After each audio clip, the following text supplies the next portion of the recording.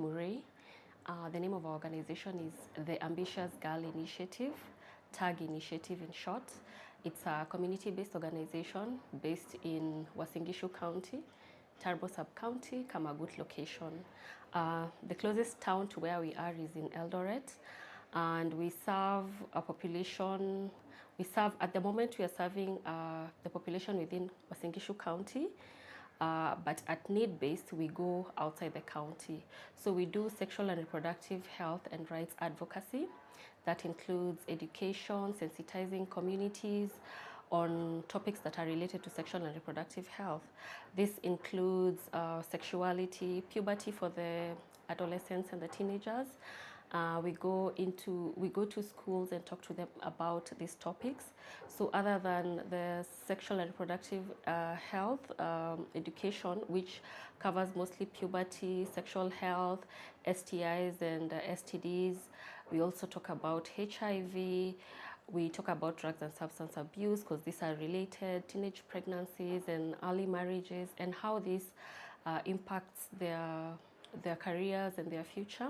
So sensitizing them so that we ensure that they remain in school, they focus on their education so that they get better opportunities in future in the quest to cut the cycle of poverty that is ongoing in some of these rural populations. We mostly work with the rural populations, the young women and girls in the rural areas. And we know that they have different challenges from the urban population. So that's the target population that we work with. And we do a lot of advocacy in schools, primary and secondary schools, and also in the villages. What inspired me, actually I used to work with a USAID funded organization. And just before COVID, my contract ended. It was not renewed. And I started doing Uber taxi work. I was a taxi driver in my town Eldoret. So there's a taxi called Wasili, and as I was doing that work, as I interacted with people, many women were getting motivated, and they were like, we've not seen many women taking up opportunities, and I realized that just me being in this platform meant that I'm sharing a story without sharing it. Like, there are barriers that women can break, and we can really just do what we need to do, and there's no barrier for us. So with that, speaking with some of my clients, I realized that I can use what I have, because I was working in community health before. I realized that I can use the skills that I have to impact the communities. So my home is in Eldoret and our village is in Kamagut, as I've said. So at times when I would go home, I would realize there are so many challenges that women and girls face in the village that for us, we see it's a challenge. For them, they see it's a normal thing, but for us, it's totally unacceptable. These are things like girls getting pregnant at 13 years, 14 years. And so what the exact event that was a turnaround point for me is when I visited during COVID. There's a neighbor of a child of a neighbor who was expectant, and we went to visit them in hospital.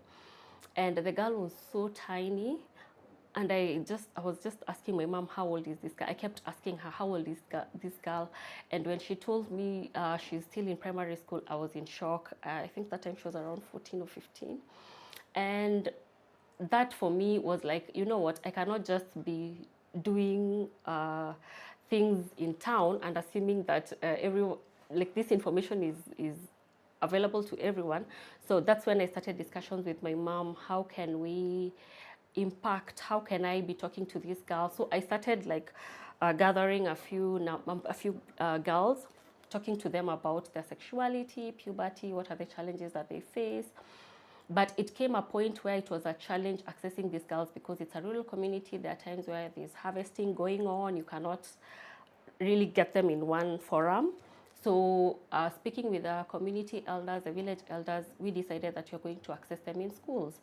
At this time, it was a 1-month show. I used to do it alone. So I would go to the school, speak to these girls and get their challenges. And that's how actually I just started doing that community work, but at an individual level. The group that benefits directly from our work is, I would say, teenagers, adolescent girls and teenagers. It would also extend up to young women up to the age of around 24, those who are basically still trying to navigate life, having a lot of changes in their bodies. So up to now, we can say we've impacted approximately 4,000 girls. And this is in the girls that we visit in the schools and have donated sanitary towels to. So we've taught them on their sexual and reproductive health and their rights. And we've also, some we have gone back to check on how they're doing after we visited the schools, and some it was a one-time event. So cumulatively, I would say it's around 4,000 girls and young women. So one of the success stories that we have is that we were able to start a social enterprise to generate income for our activities, because as a community-based organization, we didn't have any funds going into our project. We didn't have any monies that we were getting because it was a non-profit at that time. So us starting that social enterprise was a success because we were able to focus on helping girls who've dropped out of school and have been unable to go back due to various challenges back at home. There's nobody to take care of their child or children. There's no one to pay their school fees. They have challenges, economic challenges, and they've been unable to go back to school. So we took up 6 girls and were able to train them to make reusable sanitary towels. And through this, they were able to make income. And for us, the success comes when they talk about what they've been able to do with their money. So two of the 4 girls were able to get other income generating activities, and specifically rearing of chicken. So from the money that they got through the work that they do in making reusable sanitary towels, they were able to start their own income generating activities.